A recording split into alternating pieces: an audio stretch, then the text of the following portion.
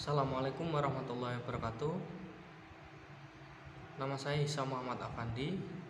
Saya sebagai pemateri kedua akan melanjutkan dari pemateri pertama oleh saudari Cynthia. Selanjutnya yaitu landasan pembelajaran tematik yang kedua, yaitu landasan psikologis. Dalam pembelajaran tematik, landasan psikologis ini berkaitan dengan psikologi perkembangan peserta didik dan psikologi belajar peserta didik. Selanjutnya yaitu landasan yuridis. Dalam pembelajaran tematik berkaitan dengan berbagai kebijakan atau peraturan yang mendukung pelaksanaan pembelajaran tematik di sekolah dasar. Landasan yuridis ini tertera dalam Undang-Undang Nomor 23 Tahun 2002, yaitu tentang perlindungan anak, yang menyatakan bahwa setiap anak berhak memperoleh pendidikan pribadinya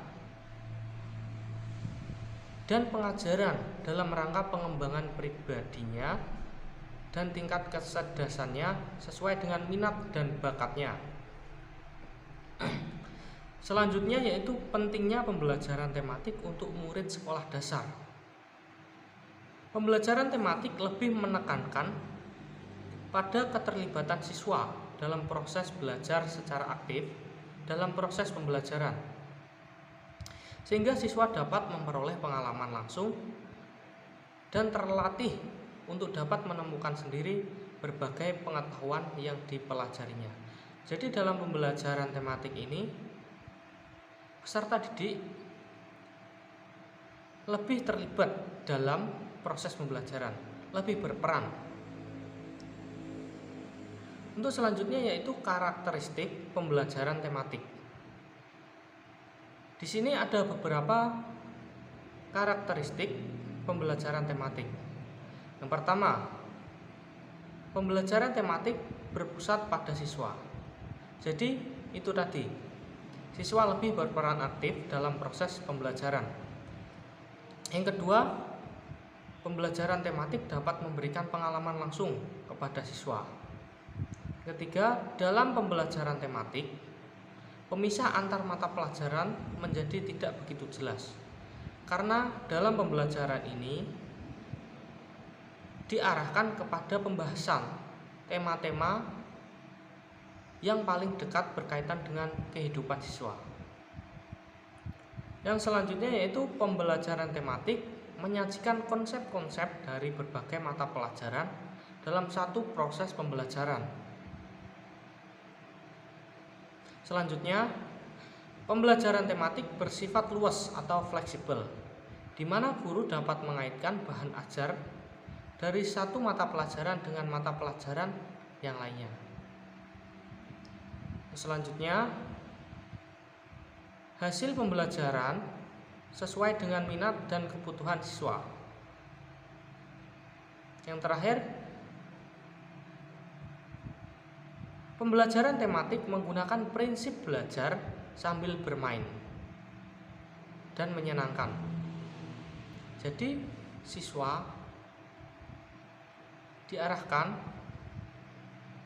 sesuai dengan minat bakat peserta didik itu sendiri dengan belajar, metode belajar sambil bermain. Untuk selanjutnya ada rambu-rambu pembelajaran tematik. Yang pertama, tidak semua mata pelajaran harus dipadukan. Yang kedua, kemungkinan terjadi penggabungan kompetensi dasar lintas semester. Yang ketiga, kompetensi dasar yang tidak dapat dipadukan jangan dipaksakan untuk dipadukan. Selanjutnya, kompetensi dasar yang tidak diintegrasikan dibelajarkan secara tersendiri. Itu yang kelima, kompetensi dasar yang tidak tercakup pada tema tertentu harus tetap diajarkan baik melalui tema lain maupun disajikan secara tersendiri. Yang keenam, kegiatan pembelajaran ditekankan pada kemampuan membaca, menulis, dan berhitung, serta menanamkan nilai-nilai moral. Selanjutnya yaitu tema-tema yang dipilih disesuaikan dengan karakteristik siswa, lingkungan, dan daerah setempat. Yang terakhir ada implikasi pembelajaran tematik. Pembelajaran tematik di sekolah dasar pada saat ini difokuskan pada kelas-kelas bawah seperti kelas 1 dan kelas 2, atau kelas yang anak-anak masih tergolong pada usia dini. Walaupun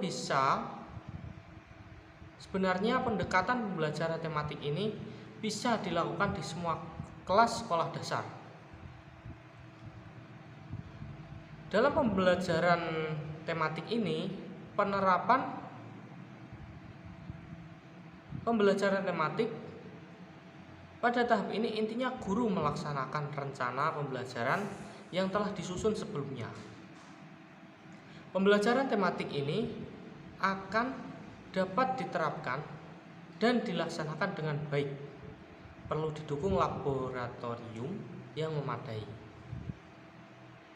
Terima kasih, mungkin itu yang dapat saya sampaikan. Kurang lebihnya saya mohon maaf yang sebesar-besarnya.